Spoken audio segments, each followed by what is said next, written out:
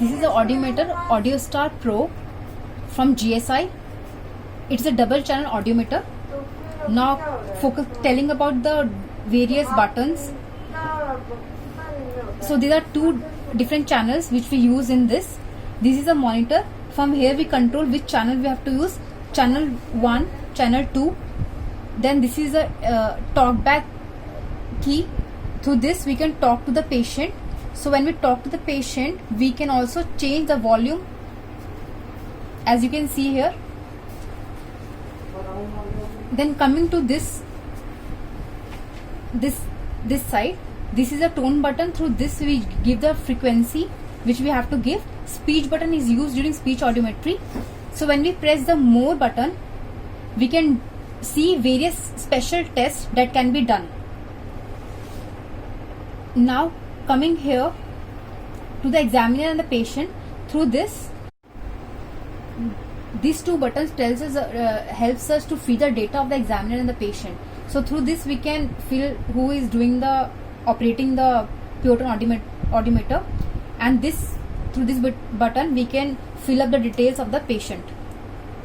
Coming to the configuration, this is basically an internal setting. It tells us about the configuration of the instrument and the transducer which we use, that is the headphones. Coming here to the tone button, we can give the tone to the patient. Along with this we also use a phone button. These two buttons are used during pure tone audiometry. This is a mic button when we have to use a mic. Bone conduction button is used when we are doing bone conduction. As we can see here, insert, this is for the insert headphones. When we are using insert headphones during our audiometry, this person has to be pressed, and this is for high frequency audiometry. As we can see here, noise button. Here we can see different noises: narrow point noise, speech noise, white noise. These are the noises which we used for masking. Coming to this part, this is a attenuator. Through this we can increase or decrease the intensity. This is a interrupter channel. Through this we can give tones, and through this button, frequency button, we can increase or decrease the frequency which we give to the patient. Coming to this side, this is a print button and data transfer. Finally, what data which we get, we can print that, and also we can transfer it into a pen drive or a computer. This is a visual response audiometry button which we use during free field audiometry. This is a store button. Through this we can store the data. So these are the headphones used in air conduction. This is DD450 used for high pure tone audiometry, and this is TDH 39. These are very convenient and comfortable. Red is for the right ear, blue is for the left ear. So these are the insert earphones. As we can see here, this red part is for the right ear and this one is for the left ear. So this is a jack part which we connect to the audiometer, and this part, as we can see, these are the foam tips. This is used for the adults, and this smaller one is used for the kids. So this is how we connect it. We connect. So the advantage here is these foam tips can be put in the ear canal and they can be molded in any shape. Basically they take the shape of the ear canal. So this is the bone vibrator which we use in the bone conduction. This part is put over the mastoid or over the frontal bone, and this is for the grip. The name is Radio Ear B81. This is a patient switch. The patient presses the switch when he or she hears the tone, and this is the patient's mic. First we will take a brief history of the patient. Madam वो क्या दिक्कत है? मुझे right कान में कम सुनाई देता है। कान से कुछ पानी बहता है? नहीं। ठीक है। So the patient is complaining of hearing loss. There is no history of discharge. We have to make sure before starting that patient does not have any foreign body in the ear, any kind of wax or ear discharge in the ear. Ear should be properly cleaned. Madam, जब right कान में आवाज आए तो right hand ऊपर करेंगे इस तरीके से, करके दिखाओ। और जब लेफ्ट साइड में आवाज आए तो लेफ्ट हैंड ऊपर करेंगे, ठीक है, चाहे आवाज कितनी भी धीमी क्यों ना हो। So patient has removed all the accessories. As we can see, we have placed the headphones here. The red for the right side, blue for the left side. The diaphragm should be covering the pinna over the external auditory canal, and the patient is comfortable. So now we are checking the bone conduction of the left ear. This bone vibrator, this part is kept over the mastoid on the left side, and this grip is placed over the right temple area. Patient is comfortable. To give masking in the contractor ear, right ear in this case, we place the diaphragm of the air conduction headphones on the pinna of the right side, covering the EAC.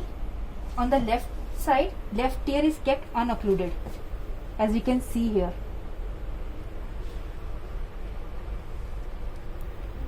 The bone vibrator should not touch the pinna or the headphones, as it will impede the vibration of the bone. So now we are doing the pure tone audiometry. We are finding the hearing threshold on the right ear first. So we have chose these buttons, right and tone and phone. These buttons are on now. So we'll start with a frequency of 1000, as you can see in the monitor, and we'll start with the intensity of around 40 decibel. We start on a higher level so that patient is acclimatized to it. Now in the 5 up and 10 down bracketing method, what we do is we reduce the intensity by 10 decibels and send the tone. Patient can hear it. Now again reduce it by 10 decibel till the person does not hears it.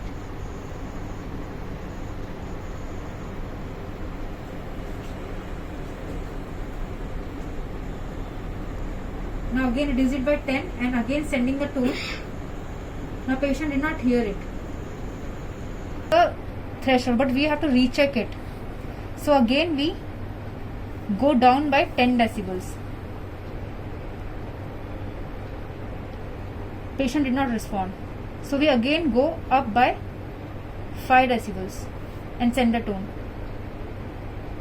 Patient did not respond. Go up by 5 decibels and send the tone. Patient responded. So this procedure again repeated till we get 3 out of 5 responses correct. So we again repeat this and we conclude that 20 is the hearing threshold of the right ear. Now I will plot this on the pure tone audiometry. As you can see here, so now we found that the right hearing threshold came at 20 decibels at 1000 frequency. So we will plot this. Since the right ear, we plot it with a red pen, and since it's the right side, it is encircled and it's unmasked. After doing at 1000 frequency, we'll check it at 2000, 4000, 8000, and after that we'll again come back to 1000.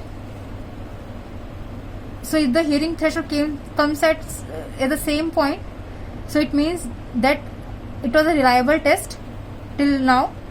After this we'll check the lower frequencies.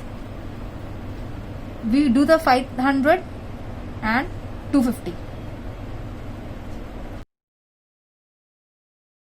Okay, now I'll be demonstrating masking. In this case, this patient requires masking in the left ear, since as we can see at all the frequencies, air conduction of the test ear and when compared to the bone conduction of the other ear, that is a non-test ear, if we subtract it, the difference comes more than 40. So at all the frequencies, masking will be required in this case. Now I'll be demonstrating the Plateau-Wood method of masking. Here I'll introduce a masking noise to the non-test ear at an initial masking level, and pure tone threshold is re-established. Then level of the tone or noise is increased by 5 decibel. So if there is a response to the tone in the presence of the noise, the level of the noise is increased by 5 decibels. And if there is no response to the tone in the presence of the noise, the level of the tone is increased in 5 decibel steps until a response is obtained. So I'll first mask at 1000. Here the airborne here the air conduction at 1000 is around 65, and in the mask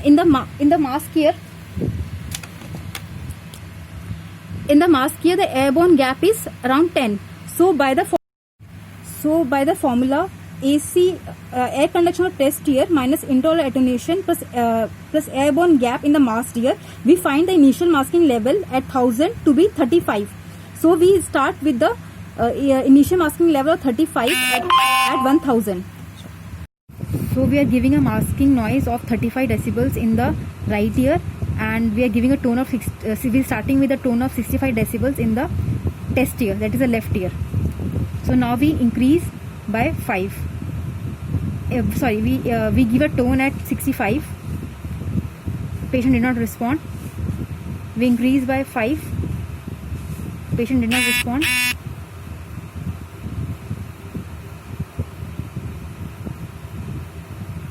So patient is not responding.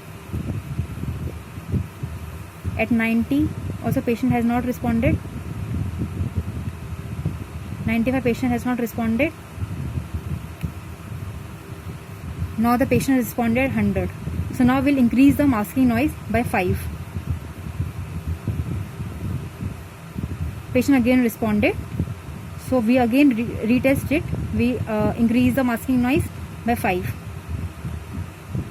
The patient has responded. So we found that at 3 consecutive noise, that is at 45 decibels, patient has responded at 1000 frequency at a tone of around 100 decibel. So this is the 100. So 100 is the masked air conduction threshold of the test ear. 4000, 8000 frequencies, and we found a response at 500. At 500 frequency, we found a response at 100 decibel tone, and at 250 we found a threshold at 90 decibels. So after this, we plotted the masked bone conduction threshold of the left ear by the similar technique, and this is the final audiogram which we have obtained.